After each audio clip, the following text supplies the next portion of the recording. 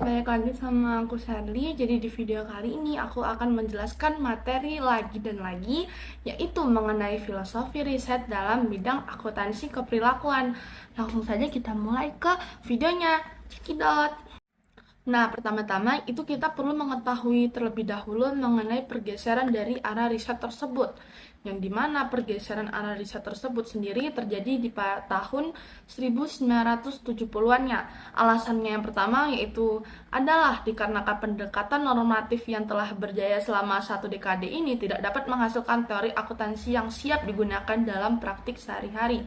Dan yang alasan yang kedua itu mendasari usaha pemahaman akuntansi secara empiris dan mendalam adalah gerakan dari masyarakat peneliti akuntansi yang dimana menitik beratkan pada pendekatan ekonomi dan juga perilaku.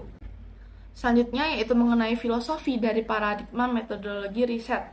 Metodologi itu sebelumnya dipahami sebagai suatu cara untuk menentukan teknik yang tepat untuk memperoleh suatu pengetahuan. Lalu, akuntansi sebagai pengetahuan yang dimiliki oleh manusia itu juga dapat dipandang menurut paradigma tersebut. Menurut Dan Becker pada tahun 1997 itu mengembangkan paradigma tersebut dalam kaitannya dengan riset akuntansi, khususnya yaitu berkaitan dengan akuntansi keperilakuan. Pertama-tama yaitu paradigma fungsionalis, yang dimana paradigma ini yang umum dan dominan digunakan dalam suatu riset akuntansi dibandingkan dengan paradigma lain sehingga disebut sebagai paradigma utama atau mainstream paradigm. Yang kedua terdapat paradigma interpretif dengan menggunakan cara pandang para nominalis yang melihat realitas sosial sebagai sesuatu yang hanya merupakan label, nama, atau konsep yang digunakan untuk membangun suatu realitas. Lalu yang ketiga itu ada paradigma strukturalisme radikal yang berfokus pada konflik mendasar sebagai dasar dari produk hubungan kelas dan struktur pengendalian, serta memperlakukan dunia sosial sebagai objek eksternal dan memiliki hubungan terpisah dari manusia tertentu. Dan yang keempat itu terdapat paradigma humanis radikal dengan melihat objek studi itu sebagai suatu interaksi sosial yang dapat disebut sebagai dunia kehidupan atau life world, yang berarti interaksi itu berdasarkan pada kepentingan kebutuhan yang melekat di dalam diri manusia dan membantu untuk pencapaian yang saling memahami. Kelima itu terdapat paradigma postmodernisme dengan menyajikan suatu wacana yang sedang muncul yang meletakkan dirinya di luar paradigma modern. Bahkan dapat dikatakan bahwa paradigma ini atau si paradigma postmodernisme ini merupakan oposisi dari paradigma modern. Lalu yang keenam itu terdapat paradigma akuntansi kritis dengan dipandang melalui refleksi dari ilmu sosial kritis. Paradigma ini dikemukakan pertama kali oleh Metesich pada tahun 1964 melalui sebuah derivatif filosofi fungsional dalam sistem ekonomi kapitalis. Selanjutnya yaitu mengenai peluang riset akuntansi keperilakuan pada lingkungan akuntansi. Nah, yang pertama-tama itu terdapat di bidang audit. Penjelasan ini berorientasi pada pembuatan keputusan dalam audit dan telah memfokuskan riset terakhir pada penilaian dan pembuatan keputusan suatu auditor seperti perbedaan penggunaan laporan audit dan meningkatkan perkembangan yang berorientasi kognitif. Lalu, riset audit ini juga menyarankan suatu hubungan yang kompleks antara pengalaman dan kinerja yang belum dipahami dengan baik. Riset ini juga menyarankan bahwa terhadap suatu peluang yang berhubungan dengan pemahaman dan evaluasi hasil keputusan audit. Dan yang kedua itu terdapat di bidang akuntansi keuangan. Nah, pentingnya dari suatu riset akuntansi keuangan yang berbasis pasar modal dibandingkan dengan audit itu menunjukkan kurang kuatnya permintaan eksternal terhadap riset akuntansi keperilakuan di dalam suatu bidang keuangan.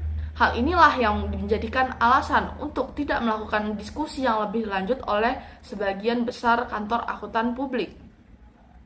Lalu yang ketiga itu terdapat di bidang akuntansi manajemen, yang dimana pada awalnya analisis ini menunjukkan bahwa riset akuntansi keperilakuan dalam bidang akuntansi manajemen itu merupakan pertimbangan yang lebih luas dibandingkan dengan riset yang sama di dalam riset akuntansi keuangan dan memungkinkan pencerminan tradisi lama yang berbeda dari riset akuntansi keperilakuan di dalam bidang audit. Riset akuntansi keperilakuan dalam akuntansi manajemen ini melakukan investigasi itu atas seluruh variabel lingkungan dan organisasional yang telah diidentifikasikan sebelumnya, dan riset mendatangkan diharapkan untuk meningkatkan perluasan pengetahuan yang mendasari hubungan dan pengujian dalam konteks yang baru. Dan yang keempat, itu dalam bidang sistem informasi akuntansi. Nah, terdapat keterbatasan riset akuntansi keperilakuan dalam bidang ini dikarenakan adalah terdapatnya kesulitan membuat generalisasi meskipun berdasarkan pada studi sistem akuntansi yang lebih awal sekalipun. Dan yang terakhir yaitu pada bidang perpajakan. Nah, riset akuntansi keperilakuan di dalam bidang perpajakan ini telah memfokuskan diri pada kepatuhan dengan melakukan pengujian variabel psikologi dan juga lingkungan. Variabel-variabel yang sering diuji dengan hasil campuran itu menyarankan bahwa pelaku kepatuhan pajak adalah hasil yang kompleks. Selanjutnya yaitu mengenai pertumbuhan dari riset akuntansi, yang dimana indikasi penting dari pertumbuhan minat dalam pendekatan perilaku terhadap akuntansi itu merupakan pengaruh dari paradigma perilaku. Terdapat 3 komponen utama atau faktor-faktor utamanya ya, yaitu yang pertama, para peneliti yang menggunakan paradigma perilaku itu menghasilkan lebih banyak artikel yang diterbitkan oleh kedua jurnal. Yang sebelumnya jurnal tersebut dijelaskan oleh San, Arfan, dan Ishak.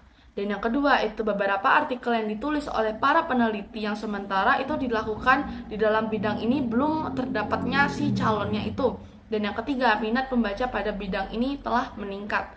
Nah, secara keseluruhan hasil ini menyatakan bahwa pengaruh terhadap literatur di atas dapat diperkirakan berdasarkan jumlah identifikasi staf pengajar dengan minat perilaku. Dan yang terakhir yaitu mengenai perkembangan riset akuntansi keperilakuan.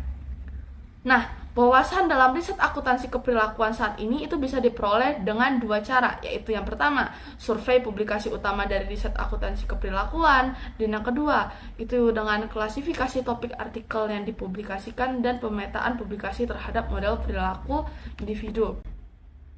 Nah, sekian materi yang dapat saya sampaikan. Oke, see you on the next video. Bye-bye.